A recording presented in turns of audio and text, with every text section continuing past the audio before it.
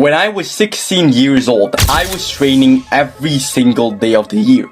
Cone drills, band warm-ups, running in the freezing cold. I did absolutely everything. But on match day, I still wasn't good enough. I was out there grinding while my teammates were doing absolutely nothing. And they still performed better than me. But now, at 19 years old, everything changed. I rebuilt my entire training regimen from top to bottom. And that's when I start playing full 90 minutes. And not just playing, I was dominating. And I still am. And you can do the same thing.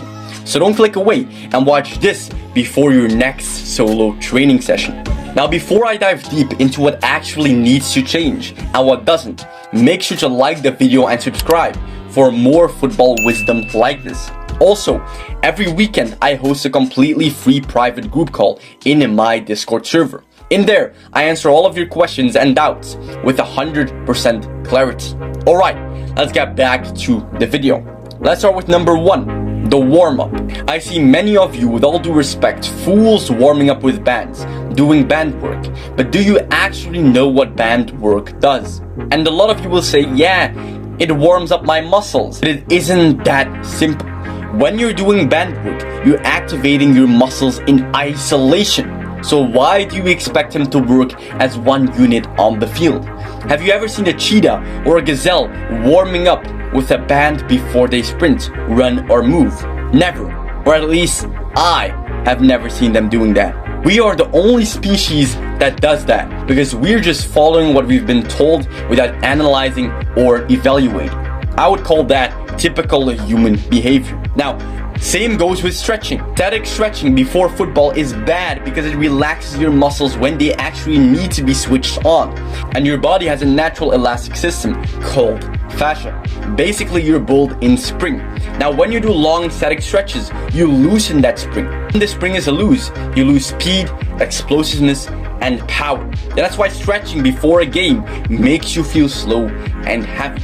Now personally, I don't stretch at all. I haven't done it in a year or two. I focus only on warming up in ways that actually prepare my body to move fast. And I've tried stretching before and after every training session. And all it ever did was slow me down and make me feel worse. Now, real preparation isn't about following what everyone says. It's about moving your body the way it's meant to move.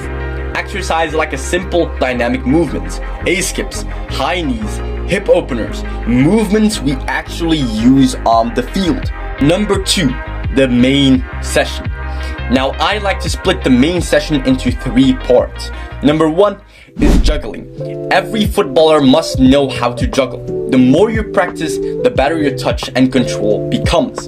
Number 2 is dribbling. And this is why you came to train in the first place, most of the time. And this will be different for everyone. But now I am talking about what most people will do, and that is dribbling. Now footballers nowadays started training with cone drills to improve dribbling. But this is exactly how not to improve as a footballer. And many of you who are new to the channel will ask why. Now, when you do cone drills, you're practicing what I call pattern memorization. Your ability to recognize or memorize a sequence and react to it. The problem is, this only makes you effective against patterns you already know. On the field, most situations are unpredictable. When you encounter something you haven't memorized, you won't even know what to do. Instead, focus on instinct over memorization. Forget the cones and forget the patterns. Do something what I call instinct dribbling. So shoot the ball, control it in the air, imagine defenders, pass them and shoot. It's really simple.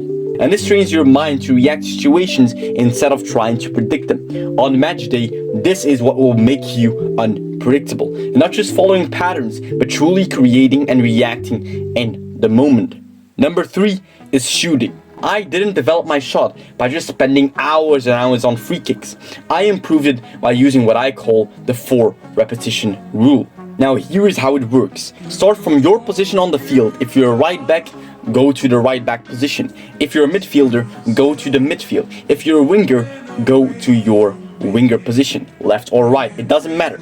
Now start from your position on the field, dribble and perform an effective skill, and then shoot on the goal.